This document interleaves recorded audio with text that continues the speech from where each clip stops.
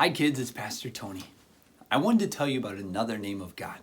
Now remember, every name tells us more about who God is or what He's able to do. So as we learn more names of God, we learn more about Him, which means as we learn more about Him, we can believe what the Bible says in Psalm 9, verse 10. Those who know your name put their trust in you. So the more names we learn, the more we know about who God is, what He's able to do, and how much and why we can trust Him. Before I tell you today's name, I have a question for you. Have you ever been sick? Have you ever had to have a surgery? The first surgery I ever remember having was when I was in second grade, so probably like 8 or 9 years old. And I remember that surgery was to take out my tonsils because I had such a bad problem with them. And before the surgery, I remember asking questions like, well, what's it going to be like? Will it hurt? What about afterwards? That's what I remember the most. I remember being told that afterwards, I could probably have chips, ice cream, some other food while I was in the hospital. And so at that point, when I heard about chips and ice cream, I didn't really care what was going to happen. I was excited for my surgery. Well, the day came when I was supposed to have surgery. I got to the hospital. I remember going in without my mom and dad, but with the doctors and nurses. They got me all ready. They put that little mask over my mouth and they said, start breathing in. And as I breathed in, what they were giving me helped me fall asleep. And I fell asleep and slept so long that when I woke up, the surgery was over. And my first question was this: can I have some chips and ice cream? But in my mind, I thought it was so clear, so easy to understand. But as I heard myself talking, it sounded more like this. Can I have some chips and ice cream? Oh, my throat hurt so much. It was going to take days until I could have chips and ice cream, but eventually I did. You see, when we're sick, we usually like to get better right away. But our bodies take time to heal, to get the rest we need, the medicine we need. Sometimes just to take a break. Well, the word heal is something that I want to talk to you about today, because the name of God that I want to talk to you about today has the word heal right in it. The name of God that we're going to talk about can be found in Exodus chapter 15, verse 26. God was speaking to Moses and the nation of Israel, and He said to them, I am the Lord who heals you. He, God said, is the one that provides the healing. When we're sick, when we're stressed, when we're anxious, when we have a need, God provides the healing. That name, the Lord who heals you, is said like this: Jehovah Rophe. That's right, Jehovah Rophe. That's His name, the Lord who heals. Well, I want to talk to you about a time when the Lord healed a man in the Old Testament. He wasn't living with Moses and the people that were given that verse that we read just a few minutes ago.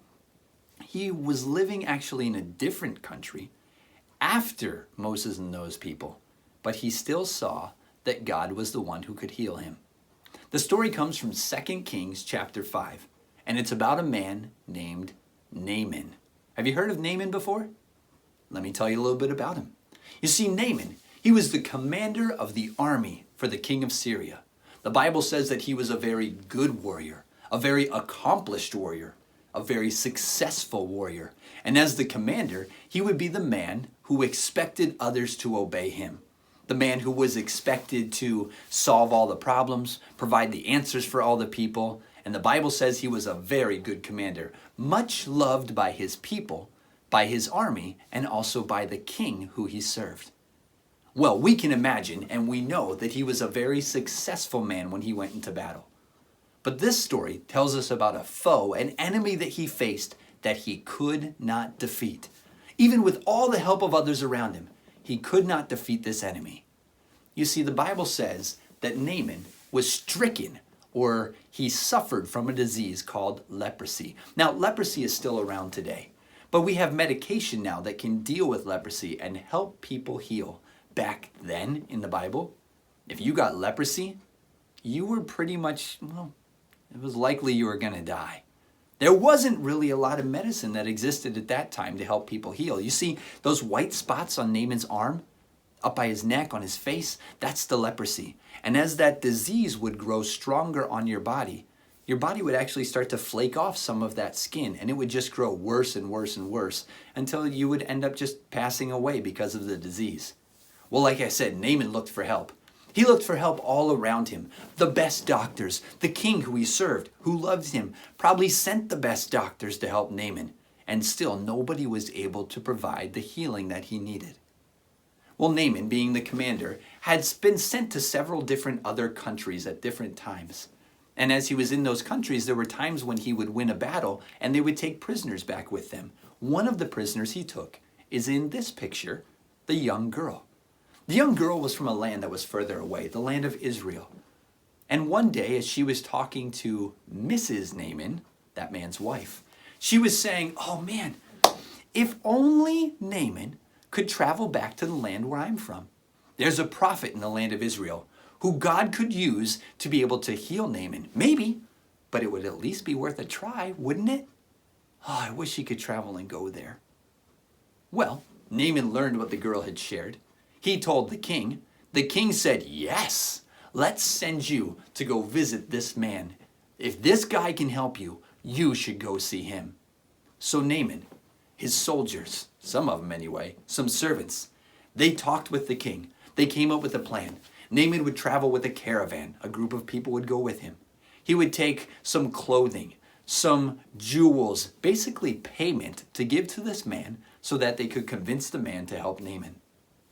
The Bible says Naaman and his men, they set out on their journey. And as they traveled, I don't know what Naaman was thinking. Maybe he was worried. Will this really work? Nothing has worked. Oh man, what am I going to do if it doesn't work?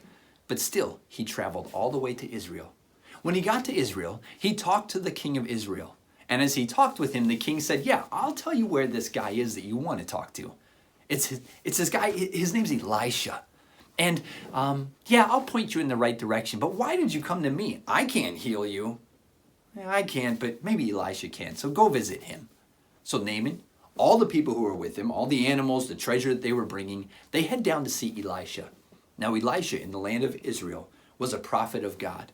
Elisha spoke for God. He worked for God. Elisha even had a servant. That servant would help Elisha doing whatever Elisha told him to do.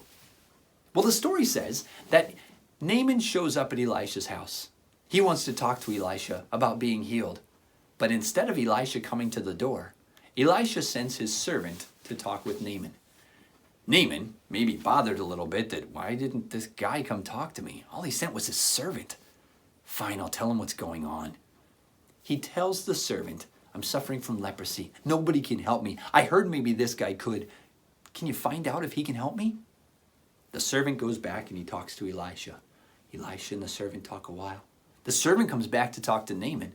And he says, look, here's what Elisha says. If you want to be healed, you need to go to the Jordan River. And when you go in the Jordan River, that's right, get off your chariot, walk down into the Jordan River, and dunk yourself underwater 7 times. If you do that, you'll be healed. Now look, for you and me, that doesn't sound like medicine, right? I've never gone to the doctor, and when I went for my tonsil surgery, he didn't say, look, when this is done, just go dump yourself in the Susquehanna River, or the Swatara Creek, or any kind of water you can find, and you'll be better. No way, it doesn't sound normal. And to Naaman, he thought, what? Why should I go dunk myself in the Jordan River? In fact, there are 2 rivers back where I live that are way cleaner and much nicer. Have you seen the Jordan River? How dirty and nasty and muddy that thing is? There's no way I want to go dunk myself in there. So, the servant walked away. Naaman, maybe a little bit angry, he walked away too. But his servants, they basically say to him, hey, look, if you are willing to travel all this way, why don't we at least go check out the river? It might not be the best idea, but it could work. We put in all this effort and time. Let's just do this, okay? So Naaman does. The Bible says that Naaman and his men, they traveled to the river. Naaman hops down off the chariot. He probably didn't want to get too many of his nice clothes dirty because even if he was sick, he still wanted to keep his clothes nice, right? So he hops down off the chariot. Probably took off those nice clothes, and the Bible says he walks down into the river. Now imagine if it's this really muddy, slushy river as he walks down in. He can feel the dirt and the mud coming up between his toes. He can smell the water, and it smells okay, but it doesn't smell as good as the rivers back home. Oh man, what am I doing? The Bible says he dunks himself underwater one time. Can you imagine if maybe he popped up after one time and said, look, I'm still a leper. It didn't do anything. Do you remember how many times he was supposed to dunk underwater? That's right. 7 times he was supposed to dunk underwater. Time number 2, nothing.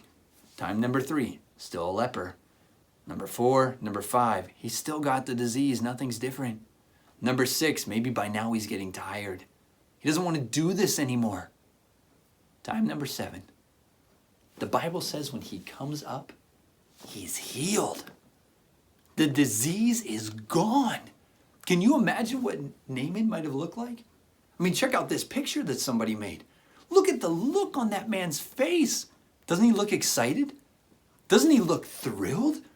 Thinking, what just happened? This is amazing. I'm healed. I'm all better. He probably took a 2nd, 3rd, and 4th look at some of those same spots where he had the leprosy before. Maybe rubbing just to make sure. I wonder if he went under an 8th time just to see if it would stick. We know for sure that after dunking himself under 7 times, the Bible says Naaman was healed. He was so excited, he went back to visit Elisha, and eventually he was able to talk to Elisha. The Bible says that Naaman was healed. And after he was healed, Naaman returned home. I'm sure he shared with everyone, wouldn't you? The fact that he was healed. The fact that this guy told me to dunk in a river. And it wasn't even the guy. The guy said, and the prophet and his servant, they told me it was because of God. I wonder if that little servant girl talked more about her God. The one that she believed in. The one that she knew Elisha believed in.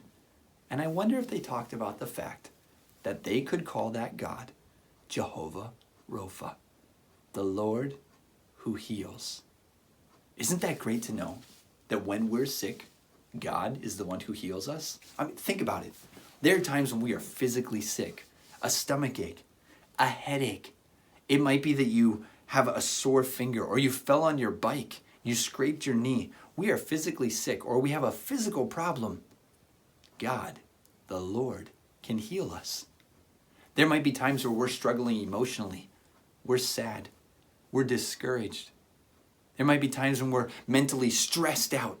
We have anxiety and we're worried about what's going to happen. Jehovah Rophe, the Lord who heals. In today's story, God used a miracle to heal Naaman. Today, in our time, can you think of some ways that God heals us? I've shown you these pictures. Can you think of maybe some people, some items, some places?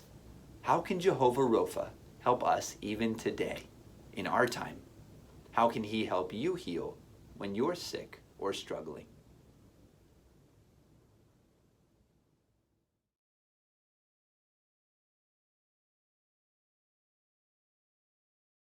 Boys and girls, we are all spiritually sick from the moment we're born. God says we struggle with something called sin, a disease that eventually could lead to our separation from God. And he says, I can heal you. Jehovah Rophe. Look, the more we study about the names of God, the more we learn about who he is, how to trust him. Remember, those who know your name put their trust in you. We can thank God for who he is, for what he's done.